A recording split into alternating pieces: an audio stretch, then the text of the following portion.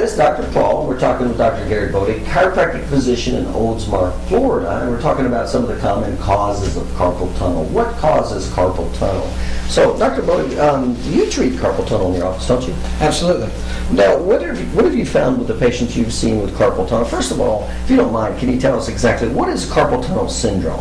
Carpal tunnel syndrome is something that patients typically acquire from an overuse type of injury, either from sitting at a typewriter too long or, in my mother's case, swinging a golf club too many times in one day.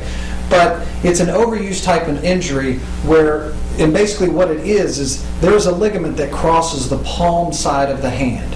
Under that ligament, there is a nerve root called the median nerve that goes into the hand and supplies the hand with motor function. If this retinaculum or ligament that crosses the top of the palm starts to weaken, then the palm begins to flatten out and compressing that nerve. When it compresses that nerve, it creates pain into the hand or numbness into the hand or even possibly loss of function of the finger. So it's very specific. It's compression of that median nerve. Absolutely. And what are some of the activities you said? So you said... some of the common causes, typically the most common is we see are patients who, because in our society today we see it so much, are patients that work on computers for long periods of time every day. People who are constantly typing on a computer, who don't have they're bored of their computer in the right position, causing an irritation to that median nerve. But any overuse type of injury, golfing, even tennis or sports activities, someone who is a writer that maybe writes constantly and doesn't type, but it's basically an overuse type of injury. Okay, and if you don't mind, let's talk about what can be done for that. So let's say it's compression of the median nerve, you got inflammation. What can be done for that? There's a couple of different therapies you can do.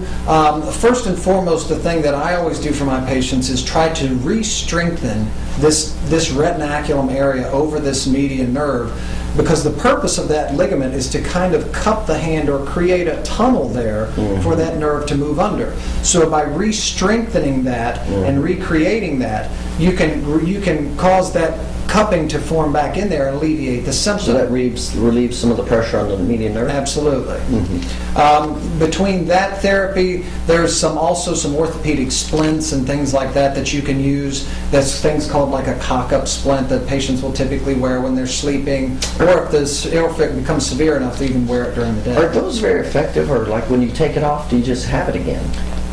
Typically they'll help to give some relief, but most of the time the relief you get is while you're wearing the splint. Right. And once it comes back off, it's not addressing the root cause of the problem, it's just alleviating a symptom. It's very similar to saying, gosh, I have pain in my hand because I have a nail sticking in it, and let me take 3 aspirin. Boy, my hand doesn't hurt so bad. But it doesn't take the knife out of the nail out of your hand. Right, that makes sense. Now, what are some of the other therapies you would use? So you would strengthen the muscles. What else would you use? You can use some ice therapy as well. You can use some ultrasound to help alleviate. What's that do? What's ultrasound do? Ultrasound, basically, it's a way of using sound waves in not in a diagnostic way, but in a therapeutic way.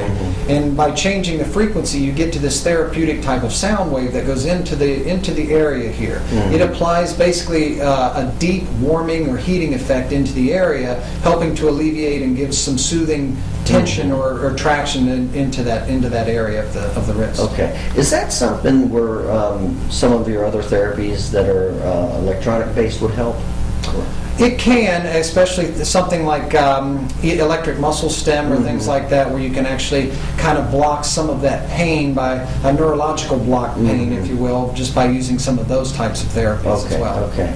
Any other therapy? So you'd use the ultrasound. So it sounds like you're really focusing on decreasing the inflammation and strengthening those muscles. That's really the most you can do for that.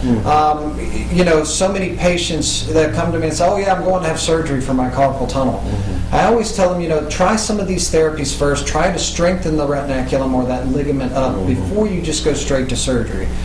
You always want to go from least invasive to most invasive, and so many patients want to jump to surgery as their first thing to do, and it Which should I always be the can last. understand it if you don't know any better. Then when is it that a person would need surgery if they have carpal tunnel? If they have carpal tunnel and they've gotten to a point where not only are they having the pain into the hand, but they're losing some of their deep tendon reflexes, or even getting some weakness or loss of function into the fingers, it might be getting time to where you want to definitely have a surgical consult. Okay. But carpal tunnel is something you routinely treat in your office? We do. Yes, sir.